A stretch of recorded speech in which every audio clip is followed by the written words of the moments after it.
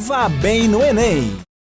E aí, galera, beleza? Voltando com o nosso programa Vá Bem no Enem, parceria do Sistema SEV de Ensino com a TV Cidade Verde. Lembrar que você pode acompanhar, pessoal, e pode rever esse programa, além dos outros que nós já fizemos, lá pelo CV Play. Bota lá no site de pesquisa, ó, CV Play, beleza? Clica lá e tem todos os programas para você assistir e tirar suas dúvidas, tem informação, tem questão lá resolvida, beleza? Você também que está acompanhando a gente pela Rádio Cidade Verde 105.3, obrigado aí pela audiência também. Cidadeverde.com, Vá Bem no Enem, o site da Cidade Verde, tem lá, tem entrevista com professores, tem dicas de redação muito importante, falando de possíveis temáticas, tem lá o pessoal também da psicologia, trabalhando uma informação para você, para diminuir aí a sua ansiedade, tá bom? Em relação à prova desse ano. Galerinha, já foi biologia e agora vamos trabalhar sociologia e filosofia. Convido agora a professora Thaís com vocês. Olá, tudo bem? Sistema SEV, Vai Bem no Enem, sou Thaís, professora de Sociologia, e é um enorme prazer estar aqui com vocês hoje, compartilhando conhecimento nesse momento tão importante que é você vai passar no Enem, você vai conseguir, a vaga já é sua, vai dar tudo certo, já deu certo. Então, pensamento positivo, e o conhecimento que eu vou compartilhar com vocês hoje é de super importância para vocês conseguirem a nota desejada, não só para responder as questões de Sociologia e Filosofia, como também vocês desenvolverem a redação nota 1000. Então, vamos nessa. Então, no primeiro momento, eu quero que vocês fechem os olhos e a gente possa fazer um exercício sociológico. Qual é o exercício sociológico? É imaginar. A primeira coisa que você tem que fazer, tanto na filosofia como na sociologia, é imaginar. E aí você tem que se colocar no tempo e no espaço. De que estamos falando? Nós estamos falando do século XIX e século XX. O que está acontecendo mais precisamente na Europa? Mais precisamente ainda na Inglaterra. E muitas transformações estão em curso. Aquelas influências lá da Revolução Francesa que aconteceram no século XVIII, Revolução Industrial, todas essas transformações, todas essas influências estão chegando, contudo, no século XIX, no século XX, e colaboram para a formação do pensamento sociológico, do pensamento de intelectuais da época que constrói e desenvolve uma análise sobre o que estava acontecendo na sociedade naquele determinado momento. Mas, professora, isso não cai no Enem? Cai. Sempre acontece uma questão, sempre cai uma questão, tanto de Karl Marx, quanto Emile Durkheim, quanto Max Weber, eles costumam aparecer na prova. Um ano um, no outro ano outro, sempre há esse sorteio.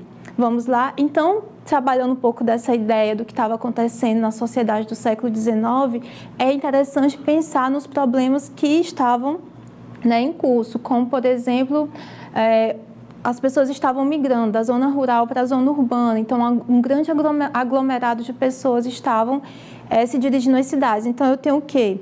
Eu tenho uma conturbação social, eu tenho problemas de saneamento urbano, problemas de violência, problemas de homicídio, de infanticídio, enfim, problemas de saúde pública, e a cidade não estava dando conta dessas transformações. Então, diante desse processo, alguns pensadores se colocaram a trabalhar sobre a questão: como é que se comporta a sociedade? Porque, apesar de tantos problemas, de tantas demandas, a sociedade ainda consegue estar vinculada, consegue estar unida, consegue ainda se agrupar. Então, tá aqui os 3 porquinhos da sociologia, são comumente chamados lá na academia, na universidade, de 3 porquinhos. É o Karl Marx, o Emile Durkheim e o Max Weber. Ok? Vamos trabalhar um pouco a ideia geral de cada um deles, o que costuma ser abordado na prova de Enem. Então, Karl Marx. Sempre pensar em Karl Marx, as pessoas vão falar assim: Karl Marx, comunista. Gente, vamos tirar essa capa aí e pensar de forma diferente. Vamos olhar, tirar o véu. Então, quem é Karl Marx? Karl Marx, ele é um pensador fruto do seu tempo. Toda a teoria dele está envolvida no que ele está vivenciando. O que ele está vivenciando? Ele está vivenciando um processo de transformação econômica, política, cultural. Então, ele vai trabalhar a questão realmente do capital. Como é que isso acontece? Como é que as relações de produção social, como é que as relações de produção, ela transforma, é o cerne da sociedade. Ele vai lá, faz, digamos assim, ele faz uma pesquisa histórica para entender o movimento da sociedade, as transformações da sociedade. Então, ele vai buscar lá desde as tribos até a época da antiguidade, a época medieval, até chegar ao capitalismo. Ele faz esse trabalho de levantamento histórico para entender como a sociedade funciona. E ele descobre, ele vai dizer o seguinte: o cerne do desenvolvimento social é o trabalho, é a produção. Como é que isso ocorre? E aí, observando esse sistema produtivo, ele chega no quê? Na divisão de classes sociais. Ele vai dizer, desde as tribos até o capitalismo, existe uma divisão de classe. E essa divisão de classe tem como característica comum em todas essas etapas, uma classe que quer perpetuar no poder, sempre está no poder, e uma classe que quer chegar ao poder. Então, isso gera o quê? Um conflito. E esse conflito é o motor da história. É esse conflito que transforma a sociedade. Então, para Karl Marx, o conflito não é algo negativo, muito pelo contrário, é algo positivo, porque ele promove a transformação da sociedade. Daí aquela frase dele emblemática: trabalhadores do mundo, univos, é justamente chamando os trabalhadores, o proletariado, que é a classe nova da modernidade, para o quê? Para unir, para derrubar o sistema vigente e aí haver uma transformação da sociedade para um outro sistema, que seria o socialismo e depois o comunismo. E dentro desse processo de pensamento de Marx, ele vai trabalhar a questão da alienação. O que é isso, professor, alienação?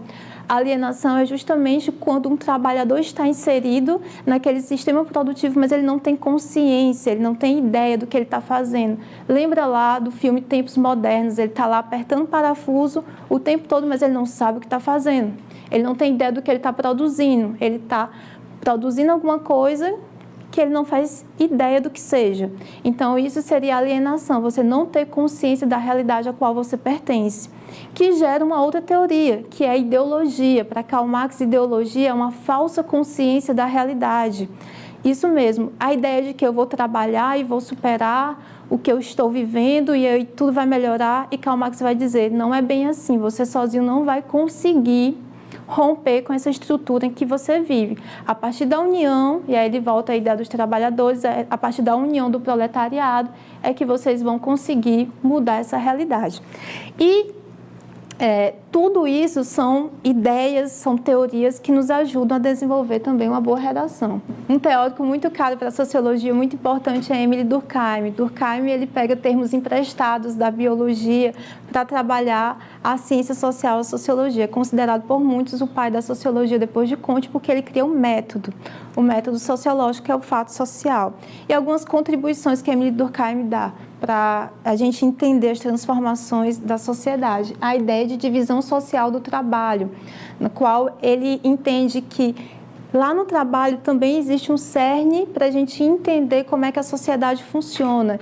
E ele estabelece o seguinte, que a sociedade ela se divide em trabalho orgânico e trabalho mecânico, no qual está em curso um processo produtivo diferenciado. Um exemplo das tribos, que é um trabalho mecânico, a divisão do trabalho é mais simples, e o trabalho orgânico é exemplo da nossa sociedade capitalista, onde o trabalho acontece de forma mais complexa, os arranjos são mais complexos. E aí ele vai falar dos tipos de solidariedade. É muito interessante isso, porque ele diz o seguinte: quanto maior a solidariedade social, ou seja, quanto mais o indivíduo se sente pertencente àquele grupo, menor são as perturbações sociais, menores são as taxas de crimes, a violência. Agora, quanto menor a solidariedade social, ou seja, quanto mais marginalizado o indivíduo se sente, não se sente pertencente àquele grupo, maiores são os problemas de perturbação da ordem social. E isso tudo faz com que ele também pense a ideia de normal e patológico. O que é normal, o que é patológico? Então, o crime é normal, a violência é algo normal, no pensamento de Émile Durkheim. Contudo, se isso acontece de forma muito extravagante, as taxas são alarmantes, isso se torna patológico, é um problema que deve ser tratado e que merece a atenção da sociedade.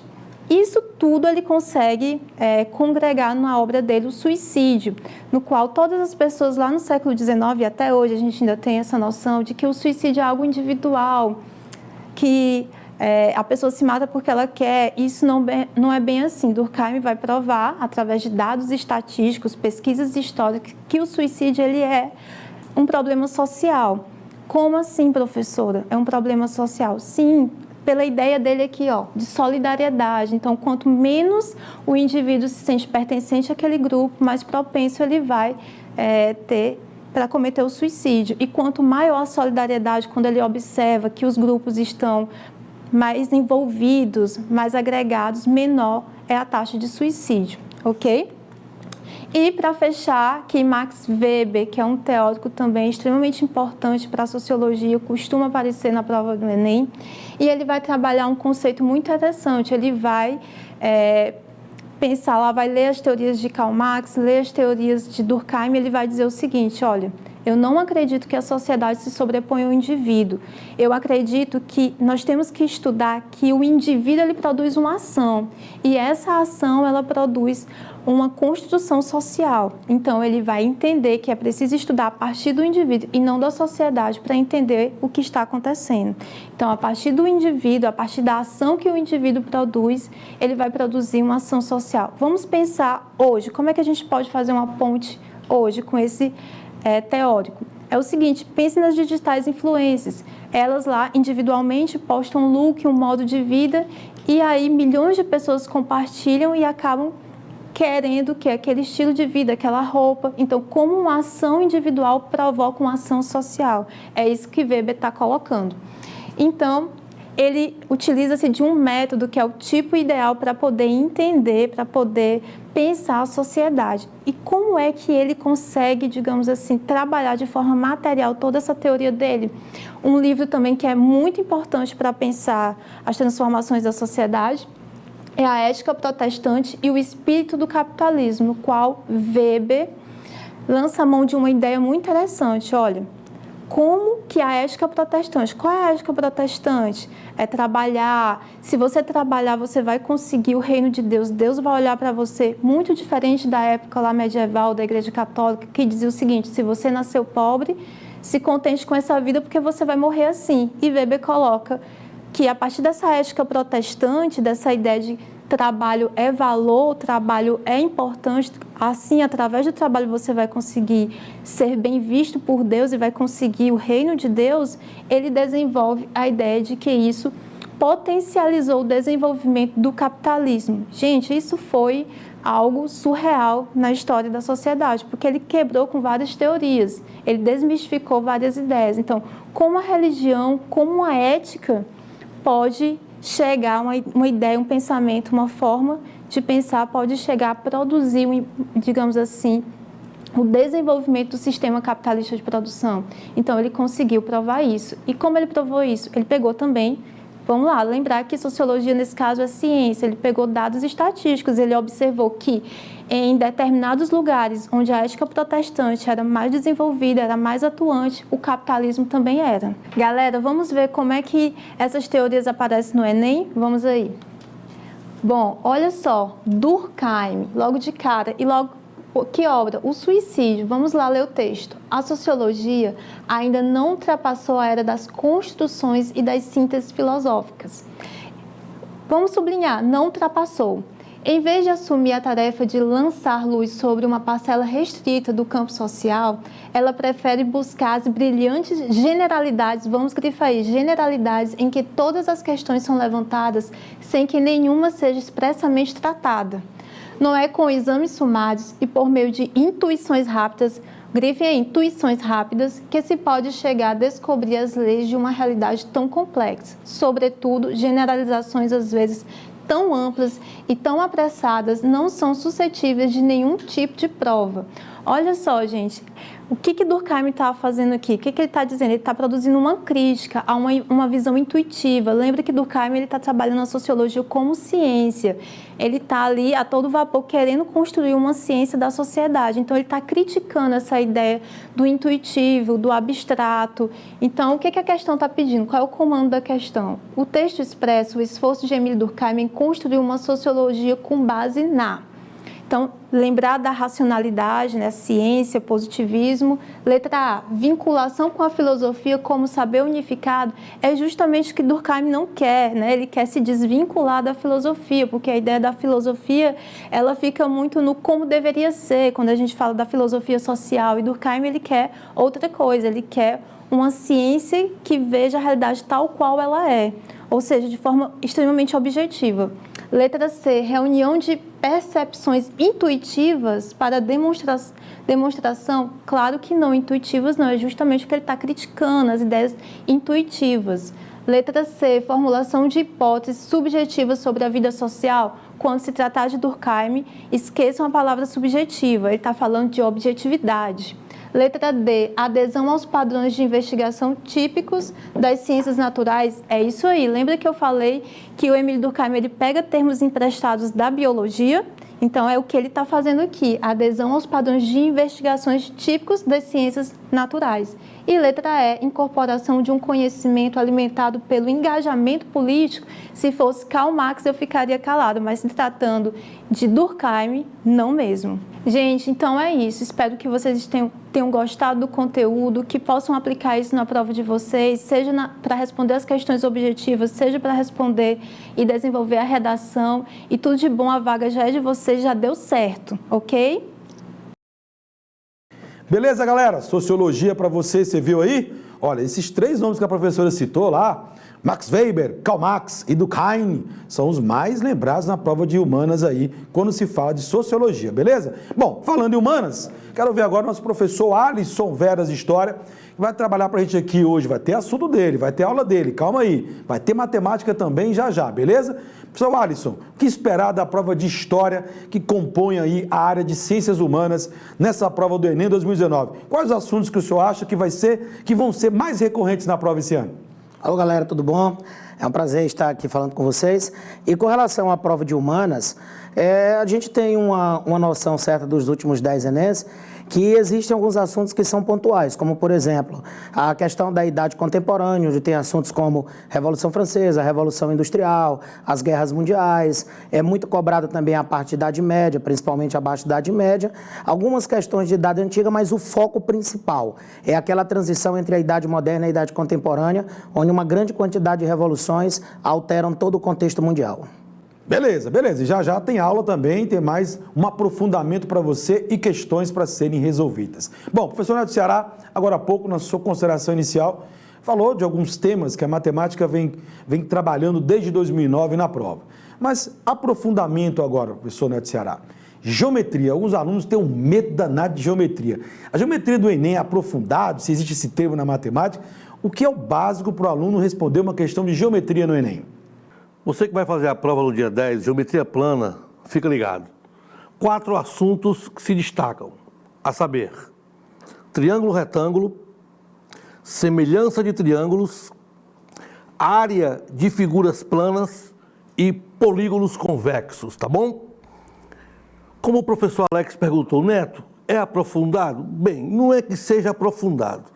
Agora exige do aluno uma habilidade muito importante que está lá na competência 2, habilidade 8.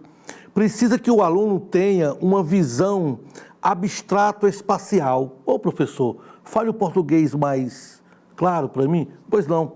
O que é uma visão abstrato-espacial? É a capacidade que você tem de ver sem olhar. Professor, você está me chamando de doido? Não, não é isso. Não estou dizendo que você é doido. O que é ver sem olhar? É a capacidade que o arquiteto tem. Quando o arquiteto projeta alguma coisa, a imagem já está no seu cérebro. Pensa naquela revistinha em quadrinho que tem aquela nuvem. É ver sem olhar. Eu não estou vendo fisicamente, eu estou vendo com a minha mente. Então, você que tem alguma dificuldade em geometria, orientação do professor. Observar desenhos em perspectivas. Isso é muito bom. Desenhos em perspectivas. Se ligue também nas projeções ortogonais, ok? Beleza, nós temos participação. Aqui você pode participar pelas redes sociais. Nós temos uma pergunta na área de matemática, o Neto Ceará novamente aí vai participar com a gente, né? Como é a forma de cobrar questões no Enem, como tem sido nas últimas provas, envolvendo juros e porcentagem? Tem alguma dica, tem alguma fórmula que é certeza que você vai usar na prova para uma questão dessa? Bela pergunta, professor Alex Romero. Juros, porcentagem. São assuntos que acasalam, né? Você vê, porcentagem é uma razão centesimal onde eu tenho algo dividido em 100 partes. Beleza. Juros simples, lembra da fórmula? Juros iguais a capital vezes taxa vezes tempo. Tudo bem. Ô Neto, cadê a relação? É fácil, garoto. C, capital. I, taxa. T, tempo. Tá bom? J igual a CIT. Essa é a dica. Vá bem no Enem. Sistema Serve de Ensino. Beleza, e já tem mais matemática para você depois do intervalo. E ó, sai daí não, avisa pra galera que você pode acompanhar pela Rádio Cidade Verde 105.3 e também pelo CV Play. Sistema Serve, TV Cidade Verde, vá bem no Enem. Vá bem no Enem.